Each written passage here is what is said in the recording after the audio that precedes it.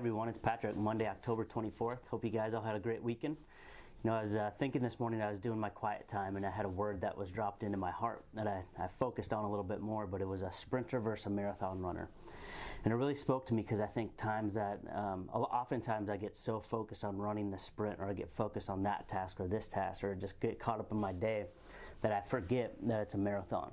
And there's different techniques to how you run a race. And a longer race requires a marathon type mentality and a pace that you're able to maintain. And so often I get just so focused on these things, and what happens when I sprint is I deplete my resources, and that can happen with me personally, with my family, with the business. You can deplete resources, and if we don't take time to replenish those resources, then you don't recharge and you're not able to sustain the rest of the race. And what happens is that's when we fall into temptation, and those temptations, it's those periods that tend to derail us from whether it's a productive day or productive meeting or productive outing with your family or whatnot. And so I think temptations are some of those things we talked about last week, of just the words that come at us. Sometimes we feed into the temptation to believe what people say about us or what the media says, or these different things. We give into those temptations or the distractions, and they can really derail our progress. And I have a story to tell about my son. He's got a lot of skin allergies and asthma, and he can't eat a lot of foods that the rest of us can eat. And so he's constantly, every day, these are more like in his face. People are eating stuff that he can't have, so he's got temptations he's dealing with. And so I talk to him and I say, start with the end in mind and think about, like, okay, what's the end effect? If I eat this, my asthma will get bad, my skin will start scratching, I'll be up all night scratching his skin. So I started to talk to him a couple weeks ago about just thinking about the end in mind and what's your intention here.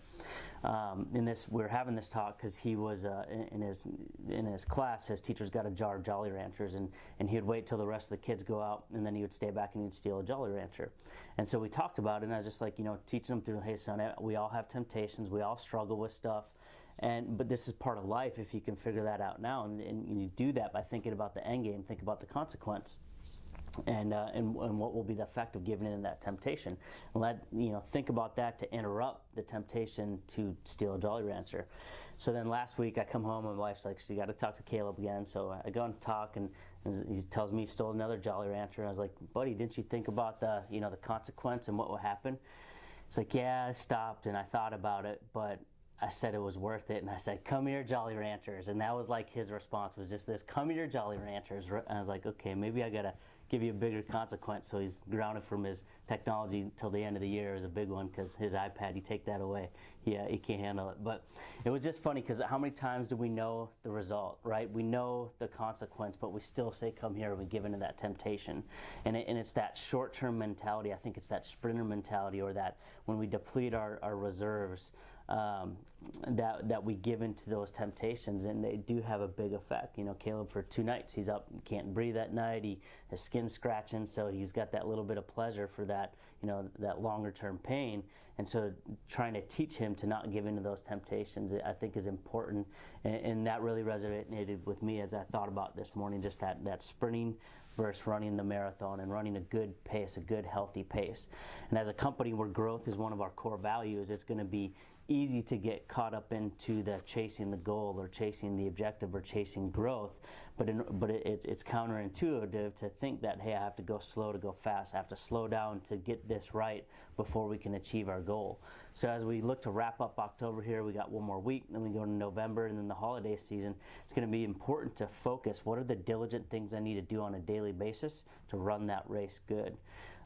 Another story that I have to share, last week at our son's school, I do this called Men of SFC, and some of the dads get together and have a speaker, and there was a speaker, Jeff Mitchum, a friend of mine. He's a photographer, very well-known, successful. He's actually got one of the highest selling photographs on history. It sold for $1.8 million. It's called Third Day. You can look it up.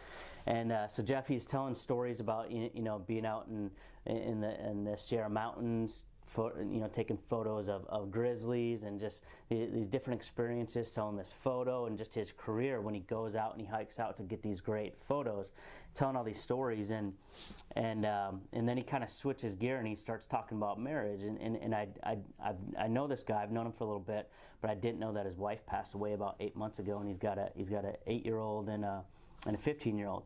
And so he talks about like all these things that he did in his career, right? But his wife, his best friend, can just be gone like that, and it just changes everything. He goes back to what he was before he had that best friend for 33 years, and the message that he brought to these men as we're all sitting around listening to him was just to take time to take in each day, to take time to just spend with your spouse, to spend with your friends, spend with your kids. You know, that there's often times where we avoid certain relationships or people that it's important to just slow down. To run the race is a long journey. So it was just a very good reminder that it really convicted my heart to take that time on the weekend to rest, to recover, to spend time with the family, to recharge, so that when I come back I can run a good race. And so I want everybody to kind of take these things, what really resonates to you, what can I do this week to tweak how I'm running the race this week to finish out October strong. So I appreciate you guys tuning in this week's video, and I'll see you next week. Thanks, guys.